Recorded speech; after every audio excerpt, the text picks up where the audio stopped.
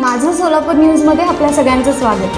RTO E चलानच्या नावाखाली mobile hack होऊन 8.5 लाखांची ऑनलाईन फसवणूक झाल्याबाबत सोलापूरमध्ये घटना घडली आहे। फिर्यादीच्या मोबाईलवरून ऑटो मेसेज सेंड होऊन त्यातून योनो SBI ॲप हॅक करून अज्ञात व्यक्तीने त्यावरच त्याचा अन्य मोबाईल नंबर रजिस्टर करून OTPद्वारे पासवर्ड बदलून फिर्यादीचा मोबाईलचा ॲपचा ताबा घेऊन त्याच्या खात्यातून IMPSद्वारे अन्य बँक खात्यावर 8,49,000 रुपये ट्रान्सफर करत संगणक प्रणालीद्वारे फसवणूक केल्याप्रकरणी अज्ञात आरोपीविरुद्ध गुन्हा दाखल करण्यात आला आहे।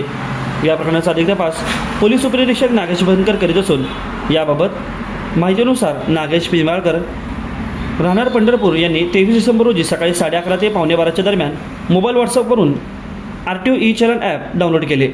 त्यामध्ये त्यांनी लॉग इन करून पावती समजून ओपन केल्यानंतर माहिती भरण्यासाठी नेक्स्ट केले। त्यानंतर अलाव करत UPIद्वारे 50 रुपये चार्ज झाल्याने ते बँक करत बाहेर पडले। त्यानंतर दिनांक 23 डिसेंबर रोजी मोबाईल चेक केल्यावर त्यांच्या योनो मोबाईल रजिस्टर मोबाईलवरून एक OTP आला। त्यावरून त्यांनी सक्सेसफुली रजिस्टर असा मेसेज वाचला। त्यानंतर अजून एकदा OTP आला व त्यानंतर बेनिफिशरी ॲड झालेलं सांगण्यात आले। त्यानंतर त्यांना OTP येतच राहिले, परंतु मेसेज अथवा OTP कोणालाही पुढे देत नसल्याने फिर्यादीला काही शंका आली नाही व त्यांनी ते तसंच सोडून दिले।